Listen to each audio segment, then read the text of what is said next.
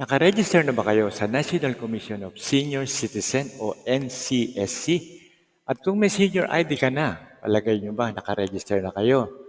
O iniregister kayo ng Office of the Senior Citizen Affairs sa inyong lugar o OSCA? So, pwedeng oo at pwedeng hindi. So, mayroong paraan para malaman natin kung tayo ay nakaregister na. At yan ang ituturo ko ngayon sa video na ito. Okay, sana natin. Ang NCSC ay nire-require ang lahat ng senior citizen na mag-register dito sa kanilang website. Kasi ito ang kilalang central website ngayon ng NCSC na para sa lahat ng senior at para sa mga future na mga programa ng NCSC. Okay, so dito ituturo ko sa inyo kung paano tayo magbe-verify ng NCSC account natin sa inyong cellphone. At kung hindi pa, ituturo ko rin sa inyo kung paano tayo magre-register. Mula sa ating Google account, buksan nyo ang inyong Google browser sa inyong cellphone o kaya sa inyong computer at makikita nyo, i-type nyo ang NCSC. So, i-click lang po natin yan at papasok na tayo sa website ng NCSC. Okay, so makikita nyo dalawa ang option, yung dalawang kulay orange, isang register now, saka isang verify here. So, isa ba kayo dyan? Kung hindi pa, tara, verify na natin. So, click natin yung verify and then makikita nyo meron tayong dalawang option para ma-verify natin. So, una, verify using your registration reference number. Yan yung binigay sa inyo nung nag-register kayo nung una. At ang ikalawa ay gamit ang inyong exact na pangalan at birthday. Okay, so for this example, gagamitin natin yung pangalan at birthday. So, pag kinlik nyo yun, lalabas na ang enter your complete name. So magsimula sa last name, first name, and then middle name, and then i-click nyo lang yung I have name extension kung meron kayong extension, kamukha ng senior, junior, the first, the second, the third. Okay, so enter nyo lang yung birthday, month, date, saka year. Okay, yun lang ang kailangan nila para ma-verify. And then click submit. Okay, so mula dito, sasabihin niya sa inyo kung kayo ay nakaregister o hindi. Okay? So, yan yung next window na sasabihin niya sa iyo. Okay? And then, pagkatapos niyan, kung kayo ay nakaregister na, tapos na, wala na kayong problema at nandun na kayo sa website. Nandun na yung pangalan. Kung hindi pa, kailangan nyo mag-register. Okay, so ganito gagawin natin. I-click na uli yung home. Yan, nasa ilalim na kulay orange.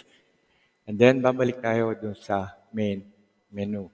Okay, so yan yung nakita nyo kanina, yung may number na kung ilan na nag-register. Ngayon, ang i-click nyo naman ngayon ay register now. Okay, so i-click natin yung register now. And then, eto na yung online registration kung paano tayo magre-register. So, click mo lang yung I agree and then yung kulay orange ulit na proceed. Okay, so pagka-click nyo ng proceed, papasok na kayo sa mga details. Ready na tayo para mag-register.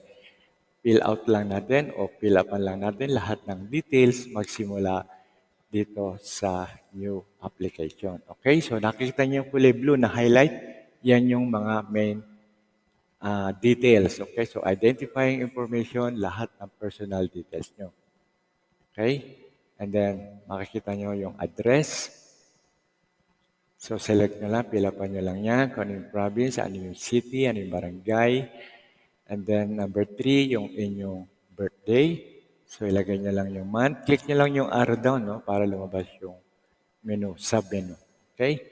So, birthplace, marital status, religion, sex. So, puro mga personal details lang naman yan. Importante ang email sa kayong contact number. Ha? Dapat nakaready na sa inyo yan. Okay, so iba pa mga details. Yung OSCA ID nyo, yan yung senior ID. Kailangan din nila. Kung meron kayong GSIS, kung meron kayong PIN, ilagay nyo lahat yan. PhilHealth, kasi yan yung pinaka-general information nyo. Okay? So, family composition, yan yung number 2. Okay, so dito tatanong niya sa iyo pangalan ng spouse, pangalan ng tatay, pangalan ng mother, ng nanay mo, at name of your children kung meron na kayong mga anak. Okay, so i-register niyo lang lahat yan para sa complete details. So kung kulang naman yung space, may extension pa yan. Kung marami kayong anak, pwede pa rin yung ipasok lahat. Okay, number 3 is yung dependency profile. Yan yung inyong living condition. No? Check all if applicable. Okay, kung kayo lang ang naninira sa bahay o kaya pag-aari niyo yung bahay o nagre-renta lang kayo, mga ganun bagay ba. Anyway, nandiyan lahat ng options para sagutan nyo. Kamukha niyan, educational attainment, ano ang natapos nyo.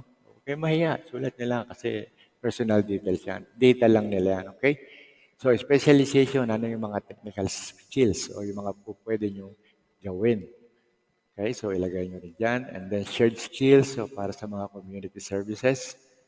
And then ano yung mga involvement nyo sa community. And then economic profile. Yan yung tungkol naman sa sweldo, magkano kinikita nyo buwan-buwan. Yan. So sagutan nyo lang lahat yan.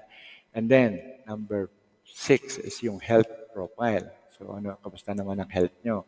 Like the blood type, blood pressure, or tungkol sa related sa health. Okay? Sa OSCA ID naman, photo. Kailangan meron kayong mag-upload tayo ng photo dito sa ating website. Okay? So, i-ready nyo lang ang inyong cellphone and then click nyo lang yung upload, take photo.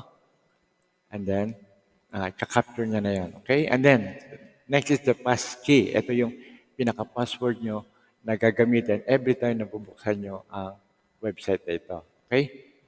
And then, one more thing is yung signature. Online po yan. Ayan, nakita nyo, gagawa natin ng sample. Yes, pirma po natin yan. So, pipirmahan nyo po yan. Okay? And then, next, yung certification naman, confirmation, para sa inyong mga personal data. So, i-click nyo lang lahat yan kung applicable sa inyo. And then, kung may nag-assist sa inyo, type nila dito kung sino nag-assist. And then, relation to the register, ano nyo siya, anak, pamangkin, apo, pisang, kapitbahay. And then, simply click proceed to submit. Okay? So, pag na-submit nyo na yan, magbibigay na ng confirmation ang website ng NCSC at kayo ay tapos na. Hanggang doon lang tayo. Okay? So, pag kayo ay kinongratulate, pag sinabi niyang ito ang inyong reference number, that's it. Okay? Pwede na kayong mag-verify kung gusto nyo, kung naka-register na kayo. Pero automatic yung once na sinabi niyang congratulations and binigyan kayo ng reference number, hanggang doon na lang. Okay? Congratulations na nagawa nyo. Okay? At ang second option ay ang pumunta kayo sa opisina ng OSCA at itanong nyo sa inyong barangay kung kayo ay nakarehistro o nairehistro nila or kung meron silang form na pinamimigay para sa registration. Pwede rin po yan. At pipilapan nyo lang, ibalik nyo sa kanila at sila na po ang magre-register para sa inyo. Kung kayo ay hindi computer savvy or walang marunong sa inyo na mag-register sa online, pwede nyo po itong gawin. Yan po yung ating second option. So sana may natutunan uli kayo dito sa video na to. At huwag nyo kakalimutan ng Promag TV. Bigyan ng isang magandang like, isang follow, at i-hit nyo na rin ang bell para sa ating mga future videos. Ikasisiya po namin yan. At huwag nyo na rin kakalimutan ng ating FB page. So maraming salamat po ulit at mula sa Promag TV, God bless po sa inyo lahat.